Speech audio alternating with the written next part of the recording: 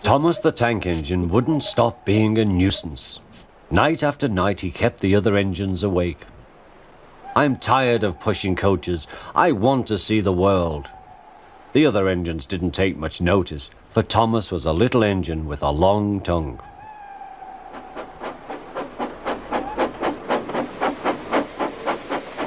But one night, Edward came to the shed. He was a kind little engine and felt sorry for Thomas. "I've got some trucks to take home tomorrow. If you take them instead of me, I'll push coaches in the yard." "Thank you," said Thomas. "That will be nice." Next morning, Edward and Thomas asked their drivers, and when they said yes, Thomas ran off happily to find trucks.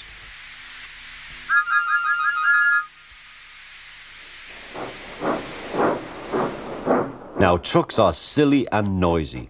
They talk a lot and don't attend to what they are doing. And I'm sorry to say they play tricks on an engine who is not used to them.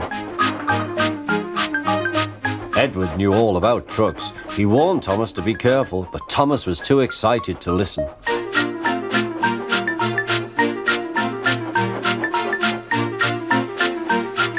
The shunter fastened the coupling, and when the signal dropped, Thomas was ready.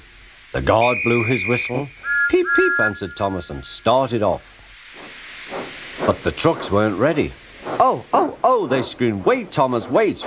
But Thomas wouldn't wait. Come on," he puffed. All right, don't fuss. All right, don't fuss," grumbled the trucks.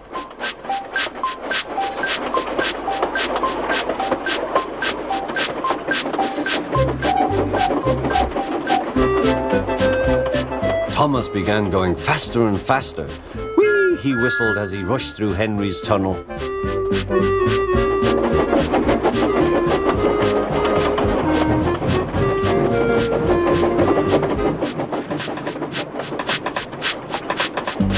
"Hurry, hurry," called Thomas. He was feeling very proud of himself, but the trucks grew crosser and crosser. At last, Thomas slowed down as he came to Gordon's Hill.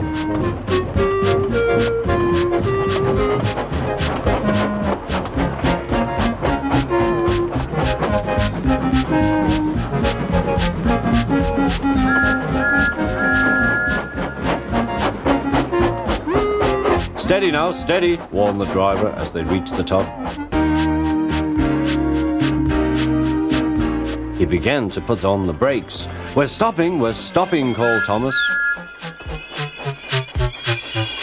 No," answered the trucks, bumping into each other. Go on." Before the driver could stop them, they had pushed Thomas down the hill and were rattling and laughing behind him. Poor Thomas tried hard to stop them from making him go too fast. Stop pushing, he hissed, but the trucks took no notice. Go on, they giggled in their silly way.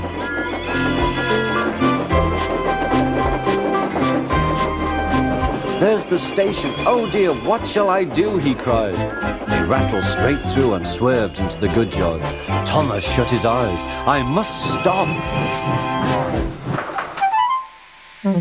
When he opened his eyes, he saw he had stopped just in front of the buffers. There watching him was the fat controller. "What are you doing here, Thomas?" he asked.